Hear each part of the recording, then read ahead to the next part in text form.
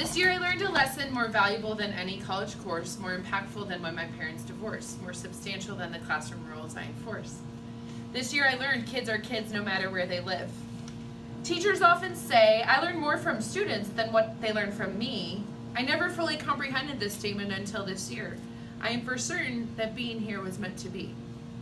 How is that possible? How is this true? Well, let me take you on my teacher journey. I've got the facts now. I know the truth. So you all know it was 8 years I spent in the DV. Some people thought it was those kids I tried to flee. Some would tell me they couldn't write, they couldn't read. Those adults don't get it, I would often say, because it was those kids who made me the teacher I am today. Kids are kids no matter where they live. Flash forward to year 9. I thought for sure I would be in DV teaching and everything would be fine. Little did I know the man up top had another plan for me to go to a new school and make language arts far less bland. I don't teach whole class novels. If you want me to do that, I'm not your girl, I told them in June. Wait, you give kids a choice? You listen to your voice? That's what we want, we really do. Little did I know that my world was about to change too. On August 22nd and 23rd, I met my new students who shifted my thinking, who changed my world.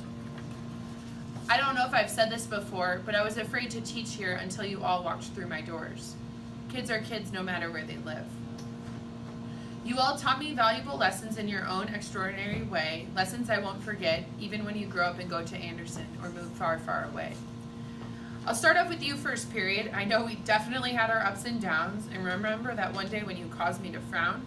Regardless of all of that, you taught me each and every person matters, everyone has a story to tell, and sometimes the most quiet kiddo is facing the toughest battle. Up next, second period, I'll never forget you. You were there when I got the call, when I got the bad news. My mini counselors, sometimes I swear, our off-topic conversations made this year no one could compare. I have no doubt each of you, even Patrick, will go on in life and make lit work, read a ton of books, and create love, not battles or strife.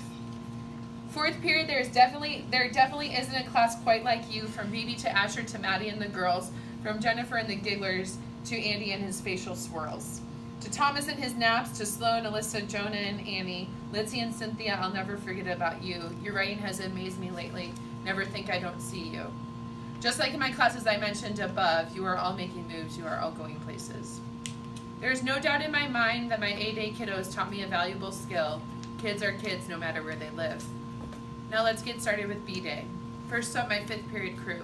You always showed up knowing exactly what to do. From correcting my spelling every now and then, to your brilliant questions, reading of books, and attacking of those notebooks with the touch of a pen. I've got to be honest, our philosophical chair days were the best, but my favorite thing about this class, despite your differences, you seem to come together like the rest. I know our seat switch days weren't always fun, but you always got the job easily done. I have no doubt that all of you sitting in this room will do big things, will make the world move. My seventh period, I didn't forget about you all, even though you think it's losers that I call. You all taught me that life skill, kids are kids no matter where they live. I'm not sure if it was your way of getting me off topic, but you always seemed to show that you cared. How was yoga? How was Chicago? How was your family? Were questions I would often hear. You were my raw audience, the ones who always told me the truth, even if it was hard for me to hear. I know reading and writing wasn't always the best, but in the end you came together and are up there with the rest. Last but definitely not least, my final class on B-Days, 8th period.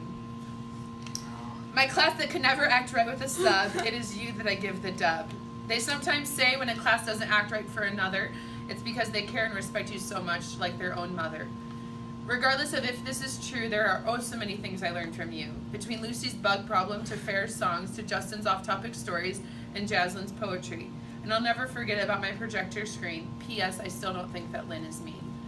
It's this really quiet Asian girl, and they always say that she's really mean. Oh, yeah. But I don't think she is. Okay.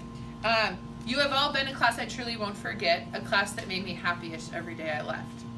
What I'm trying to say in a super long-winded, Miss Youngish way is that kids are kids no matter where they live. They all want someone who cares, someone who dares, not just someone who sits back and stares. Regardless of their race, gender, or big role in this place, They all have a story that is waiting to be told, a magical story that is waiting to unfold. All kids are kids, no matter where they live. May you all remember everything we have worked on this year, how to really read, how to trust your gut and write, how to speak, how to listen, how to have freedom, how to have choice, how to trust your inner voice. Thank you all for making my first year at Murkison a truly magical one. These upcoming 6th graders have huge shoes to fill. Love and literacy, Miss Young.